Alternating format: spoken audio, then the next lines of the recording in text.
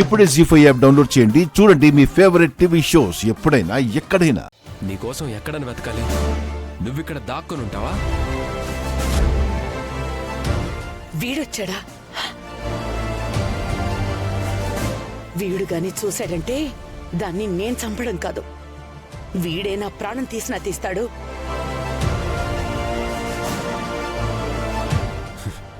నీ ఇష్టానికి నువ్వు వచ్చాడువేనా?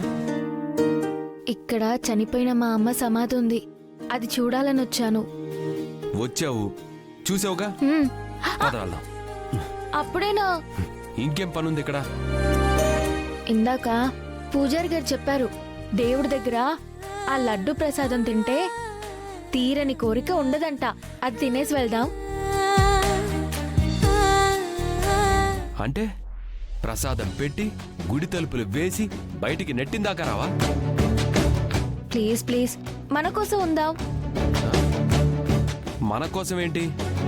అంటే ఆ ప్రసాదం తింటే మీ కోరిక తీరుతుంది, నా కోరిక తీరుతుంది అంటున్నా. నాకేం కోరికలు లేవు. నాకున్నాయి. తైతక, నువ్వు నన్ను ఇరిటేట్ చేయకు. వస్తావా రావా? దేవుడి దగ్గర నుంచి బలవంతంగా తీసుకెళ్లాలని చూస్తే కళ్ళు పోతాయి. చెంపలేసుకోండి.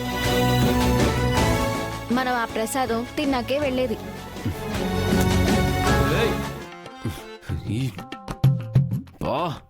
ఈ తైతక్క నాకెందుకు తగిలించావు? ఏయ్,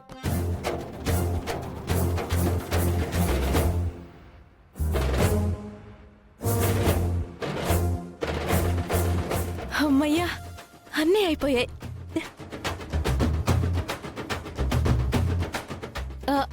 ఏమండి, ఒక మాట. ఏంటి? కొంచెం ఇలా రండి. ఏం లేదండి, స్వామివారి కళ్యాణానికి నేను తలంబ్రాలు రెడీ చేశాను. ఇవి సరిపోతాయా, ఇంకేమైనా కావాలా? ఏ ఊరు మీది? ఈ ఊరే. వినాయకుడికి తలంబ్రాలు కలపడం ఏంటి? ఎక్కడైనా చూసావా?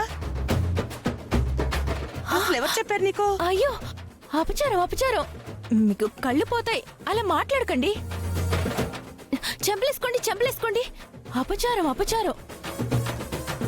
పూజ అయ్యాక స్వామివారు కళ్యాణం చేస్తాను అంటే కష్టపడి ఒడ్లు ఒలిచి మరీ తలంబ్రాలు తయారు చేశాను నేను. అయ్యో, నిన్నెవరో బాగా పిచ్చిదాన్ని చేశారు. అసలు వినాయకుడికి కళ్యాణం ఏంటి? ప్రపంచంలో ఎక్కడైనా చూసావా? ఇదేవతో పిచ్చిదానిలా ఉందా?